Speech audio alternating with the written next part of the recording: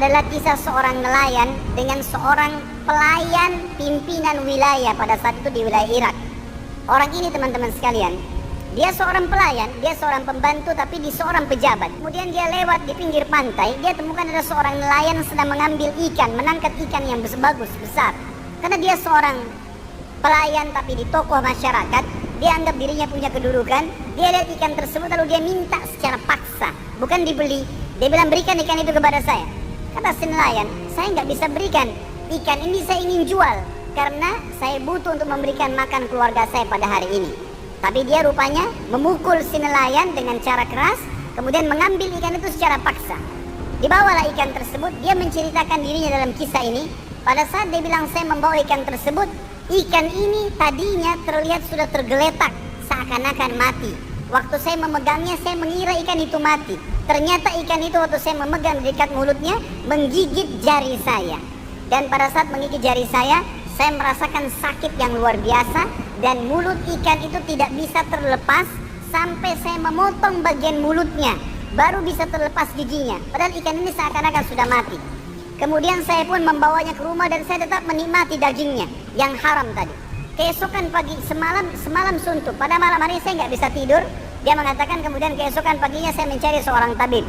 Lalu tabib ini menemukan ternyata ada bakteri yang sedang menimpa atau mengena tangan saya yang dikenal dengan gargarin atau penyakit yang tidak bisa kecuali harus dipotong.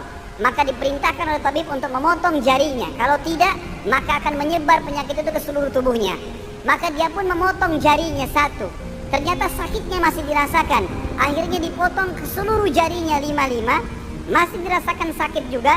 Dipotong telapak tangannya, masih terasa sakit juga. Sampai dipotong setengah, sampai di lengannya, dipotong semua lengannya. Itu pun dia masih mulai merasakan sakit ke seluruh tubuhnya. Gak bisa tidur, gak bisa makan, gak bisa duduk, gak bisa buat apa-apa.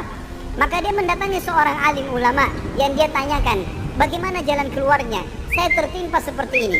Kata dia, apakah kamu tahu penyebab perbuatanmu? Apa yang membuat ini dalam hati kamu? Apa yang sedang tersirat di dalam hatimu? Dia mengatakan, saya diceritakanlah setelah menzalimi seorang nelayan, mengambil ikannya yang saya anggap bagus, lalu ikan itu mulai menggigit jari saya. Semenjak itu saya merasakan sakit dan seluruh tubuh saya dipotong, dia sampai tangan lengannya. Maka orang alim ini mengatakan, pergilah kepada nelayan tersebut, cari dan minta kehalalannya. Maka dikejarlah, dia cari seluruh penjuru kota, dikeliling, tidak ditemukan sampai 1 minggu. Setelah sepekan dia cari, ditemukan orang tersebut lagi di pinggir jalan menjual ikan. Maka dia tiba-tiba datang tersungkur di kaki dan mengatakan, Tuan, maafkan saya. Nelayan ini sudah lupa, tidak tahu siapa orang ini. Lalu dia mengatakan, siapa kamu? Dia bilang, saya si fulan yang berapa bulan yang lalu sempat mengambil ikanmu. Maka saya minta kehalalannya. Kata nelayan tersebut, memang kenapa? Dia bilang, ikan itu pada saat saya bawa pulang diceritakan menggigit tangan saya padahal sudah kelihatan mati. Dan akhirnya tubuh saya dipotong, sampai sekarang lengan saya dipotong. Dan sisa tubuh saya terasa sakit semuanya. Halalkanlah. Maka nelayan tersebut menangis karena hatinya lunak, mengatakan, saya sudah memaafkanmu. Kata orang ini, begitu dia mengucapkan saya memaafkanmu, tiba-tiba seluruh sakitnya hilang. Bahkan kata orang-orang yang ada di sekitarnya, andai saja pertama kau digigit ikan nelayan tersebut, kau kembali kepadanya dan mengembalikan ikan tersebut, maka anggota tubuhmu tidak akan dipotong.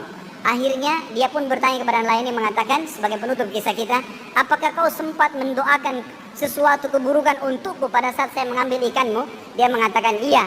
Saya mengatakan, wahai zat yang telah menjadikan rezekiku hari ini ikan itu, dia telah mengambil secara zalim, maka hukumlah dengan caramu.